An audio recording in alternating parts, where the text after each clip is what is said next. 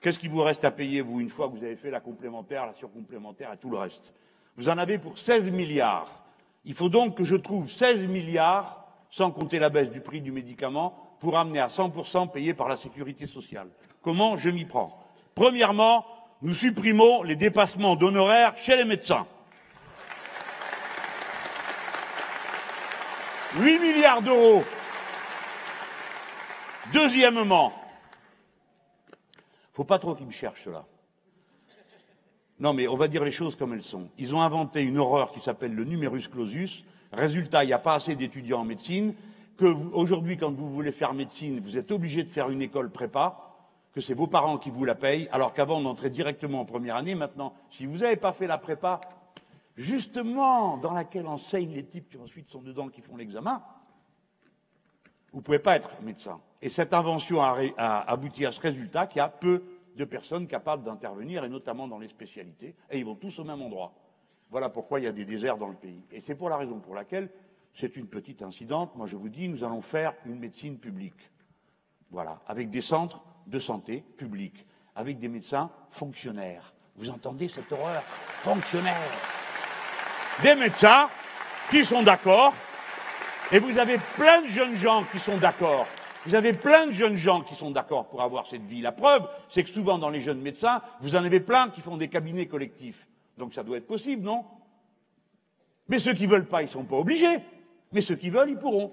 Et à ce moment-là, on aura à nouveau un maillage du territoire qui fait qu'on pourra prendre les maladies à temps, soigner les gens à temps, avec des toubis qui ne font pas une consultation par quart d'heure, et où tout le monde passe là-dedans. Il y a beaucoup de toubis qui font des efforts inouïs, hein? Mais c'est absurde tout ça. Comment vous êtes mis dans une situation pareille? Donc, les dépassements d'honoraires, non. Il y en a pour 8 milliards. Ensuite, je vous ai parlé des complémentaires tout à l'heure. Vous savez que ces gens passent leur temps à nous expliquer que le public, ça coûte cher, et le privé, c'est merveilleux. Résultat, ça coûte 6 milliards 5 d'euros de frais de gestion pour les complémentaires. 6 milliards 5. C'est-à-dire que quand c'est la Sécu, ça coûte 8% de frais de gestion. Quand c'est tous les autres, c'est à partir de 18 et jusqu'à 25% de frais de gestion. Autrement dit, ça coûte plus cher que la Sécu, les complémentaires et tout ce qu'il y a autour. Avec ça, en ramenant dans la Sécu, évidemment, tout le personnel, hein, mais en ramenant tout le personnel dans la sécurité sociale, ce qui permettrait de travailler plus tranquillement, ça vous donne 6,5 milliards à ajouter aux 8 que je vous ai dit tout à l'heure. Nous voici déjà rendus à 14. Et après, en faisant les comptes, mes camarades découvrent qu'il y a 3,5 milliards d'euros d'exonération de cotisations sociales en faveur des complémentaires santé. Je les reprends.